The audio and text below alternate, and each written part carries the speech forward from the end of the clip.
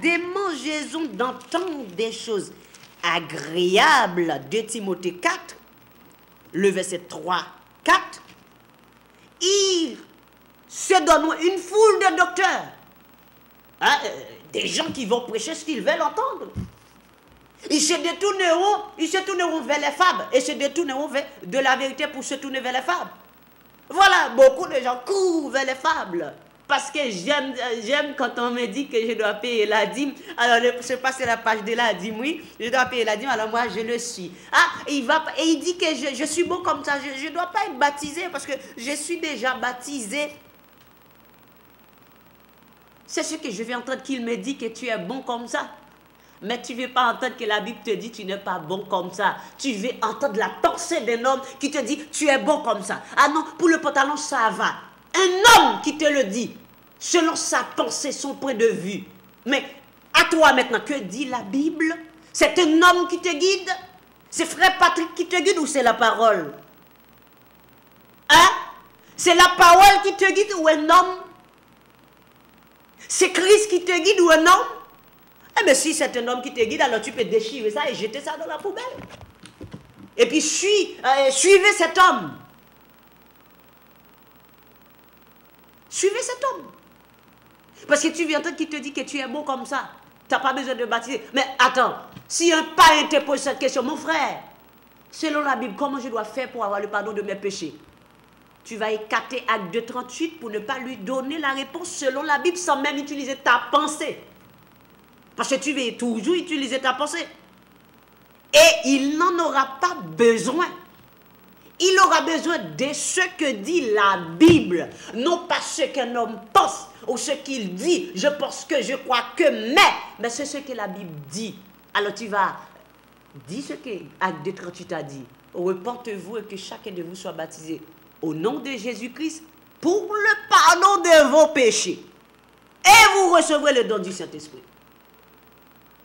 Il n'y a pas un autre nom dans lequel on peut être baptisé pour avoir le pardon de ses péchés. S'il y a un autre nom, vous pouvez me donner ce nom. Pas de problème. Mais vous voulez écouter les gens qui disent des choses que vous aimez écouter.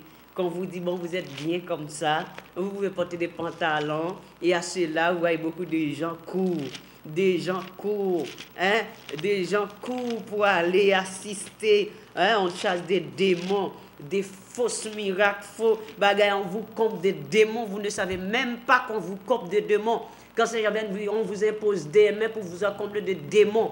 Et vite fait, vous avez un esprit rébellion en vous pour ne pas obéir à la parole de la vérité. Comme Jésus dit en Matthieu 24, quand on vous dit Christ est ici, Christ est là-bas. Ah, on vous dit la vérité est ici, la vérité est là-bas. Mais il faut rester dans la Bible. Il ne faut pas courir derrière un homme. Hein, derrière un homme, non. Il faut rester dans la Bible. Regardez, examiner la parole. Je me suis dit ça. Hein. Je me suis dit, je ne crois pas que les peuples, les chrétiens à Saint-Martin, hein, auront couru derrière quelqu'un, hein, derrière quelqu'un qui a la vérité. Pas du tout, parce que la plupart de ces gens n'aiment pas la vérité. S'ils courent derrière quelqu'un, c'est parce que ces gens ont apporté une semence qui n'est pas de Dieu. Quand je dis une semence qui n'est pas de Dieu, ça ne veut pas dire qu'il ne peut pas dire quelque chose qui est vrai. Bien sûr que oui, parce que comment il va te garder? Comment il va te gagner? En te disant quelque chose qui est vrai. Pendant ce temps, il faut tout le contraire de ce qu'il vous dit. Hein? Ils critiquent les gens, critiquent les pasteurs, pourtant eux, ils sont des bishops, ils sont des apôtres des siècles. C'est eux qui décident. Hein? Ils disaient ça de ne pas conduire de grosses voitures, mais eux, ce sont des grosses voitures, de grosses fortunes, de belles maisons. Et ils disent le petit troupeau, ils prêchent Luc 32, le petit troupeau, mais eux, ils travaillent pour avoir un grand troupeau, des milliers de personnes. Et ils sont loin d'avoir un petit troupeau, comme dit le Seigneur. Il n'y a pas de petit troupeau là. C'est la tour de Babel. Beaucoup de gens s'unissent. Vous pouvez venir comme vous voulez, comme vous étiez dans le monde, ça va. Le Seigneur, c'est le cœur qu'il veut. Le Seigneur ne veut pas seulement le cœur, il veut plutôt le corps, l'esprit, l'âme. Et le cœur est inclus. Le cœur est inclus. Alors ne perdez pas votre temps, chers téléspectateurs.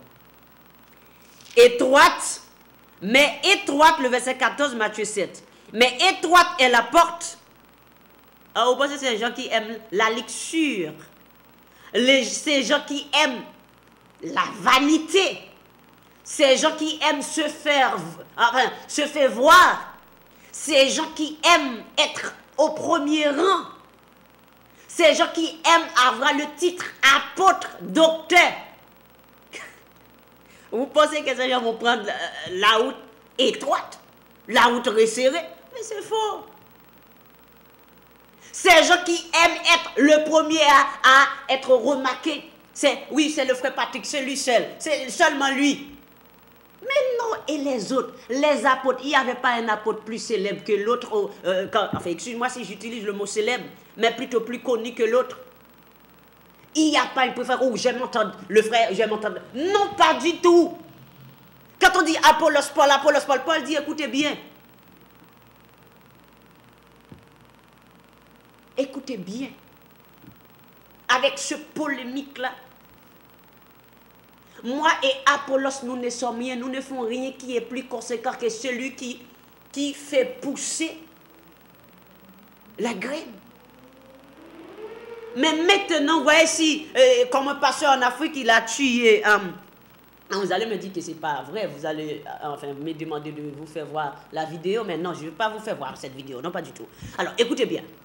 Il a tué un collègue, quelqu'un qui travaille avec lui, parce qu'il disait que ce frère-là a volé, excusez-moi, ce frère-là a volé sa gloire.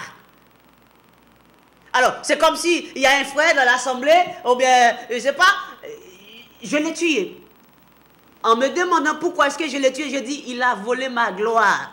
Alors maintenant, je me place en tant que le Seigneur, alors j'ai la gloire, alors quelqu'un a volé ma gloire. Vous comprenez ça? Vous entendez? Il a volé sa gloire. C'est ce que le pasteur a dit. Oui, le frère a volé sa gloire. Voilà pourquoi il l'a tué. Parce que Jésus-Christ n'est pas honoré. Ce sont des hommes, les hommes de ce siècle qui s'honorent. Alors que Dieu vous bénisse, que Dieu vous bénisse, que Dieu vous garde. Et nous sommes arrivés au moment où nous devons terminer. Quelqu'un allait appeler, mais apparemment ça n'avait pas marché. Je pensais que la personne allait rappeler, mais bon. Mais que Dieu vous bénisse. J'espère que vous comprenez la parole. J'espère aussi que vous allez examiner la parole. Je suis arrivé au verset 14, Matthieu 7. La route étroite. Alors surtout, faites attention parce que dans la route étroite, c'est la route étroite, resserrer le chemin qui mène à la vie. Il y en a peu qui les trouvent. Il n'y en a pas beaucoup qui trouvent cette route. C'est peu, très peu de personnes. Voilà pourquoi Luc 32 parle du petit troupeau. Luc 32, Luc 12, 32. Luc 12, 32. Petit troupeau ne craint pas, car votre Père a trouvé bon de vous donner le royaume. Alors, la route resserrée, étroite, c'est la bonne route. Choisissez cette route. Parce qu'avec cette route, vous allez directement dans la Nouvelle Jérusalem. Vous allez être enlevés au dernier jour, au nom de Jésus-Christ. Alors, surtout, faire en sorte à ce que cette parole puisse demeurer en vous. Parce que sinon, c'est temps perdu. Du temps perdu. Vous aimez le Seigneur, vous avez besoin d'être sauvé. Mais pour être sauvé, il faut faire ce qu'il demande. Parce que Jean 9, 31 a dit, nous savons que Dieu n'exauce pas les pécheurs. Mais celui qui fait sa volonté, c'est celui-là qui l'exauce. Alors, si vous ne gardez pas la parole, vous perdez votre temps. Comme Matthieu 28, le verset 9, en Proverbe 28, 9. Proverbe 28, verset 9, il dit, si quelqu'un de toute l'oreille pour ne pas écouter la loi, sa prière même est une abomination. Vous êtes en train d'écouter la parole, vous allez fermer votre télévision pour vous écarter parce que lui, il dit n'importe quoi. Et après, vous allez prier qui? Le Dieu de la vérité? Ou le Dieu du mensonge? Ou le père du mensonge? Jean 8, 44. Le père du mensonge. Hein? Dès le commencement, il a été menteur. Il est le père du mensonge. Quand il parle de son propre fond. Voilà pourquoi beaucoup de gens qui se disent apôtres des nations parlent de leur propre fond parce qu'ils viennent du diable. Ils sont des menteurs. Ils ne disent pas la vérité. Ils ne peuvent dire la vérité parce qu'ils ne connaissent pas la vérité. Parce que la vérité, c'est Christ. Ils ne connaissent pas Christ. Alors, appliquez la parole. Alors, nous allons consulter un dernier texte avant de partir. Et après, je vous laisserai entre les mains du Seigneur et que vous puissiez demeurer et rester bénis. C'est 1 Corinthiens 2. 1 Corinthiens 2. Alors, c'est surtout pour... 1 Corinthiens 2. Alors, c'est deux textes plutôt. 1 Corinthiens 2 et 1 Corinthiens 5 après. 1 Corinthiens 2. 1 Corinthiens 2, le verset 13, 14, 15, 16. Il dit... Et nous en parlons non avec les discours qu'enseigne la sagesse humaine, mais avec ceux qu'enseigne l'esprit, employant un langage spirituel pour les choses spirituelles. Mais l'homme animal ne reçoit pas les choses de l'esprit de Dieu, car ils sont une folie pour lui, et il ne peut les connaître, parce que c'est spirituellement qu'on en juge. L'homme animal ne comprend pas la parole, ne comprend pas la vérité. Quand on dit la parole, ils ne comprennent pas. Il ne comprend pas parce qu'il est un homme animal, il n'a pas l'esprit de Dieu. Mais le verset 15, l'homme spirituel, au contraire, pour les gens qui disent de ne pas juger, juge de tout. L'homme spirituel, le défenseur de la justice, celui qui fait de lui l'esclave de la justice, il juge de tout. Et il n'est lui-même jugé par personne, parce qu'il observe la parole, parce qu'il marche dans la justice de Dieu. Car qui a connu la pensée du Seigneur pour l'instruire? Or nous avons la pensée de Christ. Dernier texte pour terminer, 1 Corinthiens 5, le verset 12-13. 1 Corinthiens 5, verset 12-13. Pour terminer, pour montrer que nous pouvons juger d'après la loi que Jésus-Christ nous a donnée. D'après sa loi, nous pouvons juger. Et ce n'est pas nous qui jugeons, mais c'est la parole qui juge. Alors, le verset 12, 1 Corinthiens 5. Qu'ai-je en effet à juger ceux du dehors? C'est-à-dire les gens qui ne sont pas chrétiens. N'est-ce pas ceux du dedans que vous avez à juger? N'est-ce pas ceux du dedans que vous avez à juger? Je ne sais pas si vous ne comprenez pas ces paroles, ou peut-être beaucoup de gens auront besoin de déchirer et jeter toutes ces paroles dans quelque part. Parce que là, il est écrit, n'est-ce pas ceux du dedans que vous avez à juger? Pour ceux du dehors, Dieu les juge. Ceux du dehors, Dieu les juge. Je ne me mêle pas dans les affaires des gens qui sont dans le monde. C'est pourquoi que vous dites, mon frère, si vous continuez ainsi, et que la mort vous a saisi, c'est la ruine. Il faut préciser. Et là, il dit, pour ceux qui disent, Dieu les juge, ôtez le méchant du milieu de vous. Il dit, c'est la loi qui va juger les gens qui ne sont pas corrects à la parole de Dieu.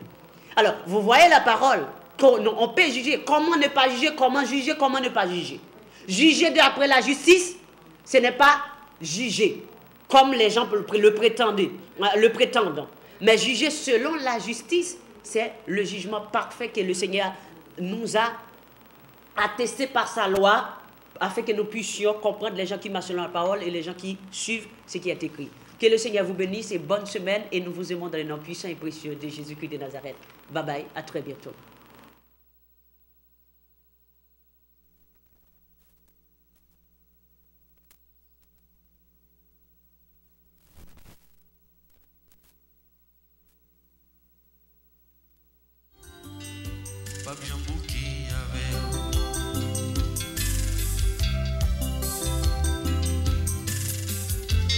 Seigneur Jésus, dans ma vie là, pardon. Dans mon tambour, mérite plus respect. Moi, prends conscience, moi, mérite changer. Entrez dans le cœur, et aidez-moi souffrir. Seigneur Jésus, dans ma vie là,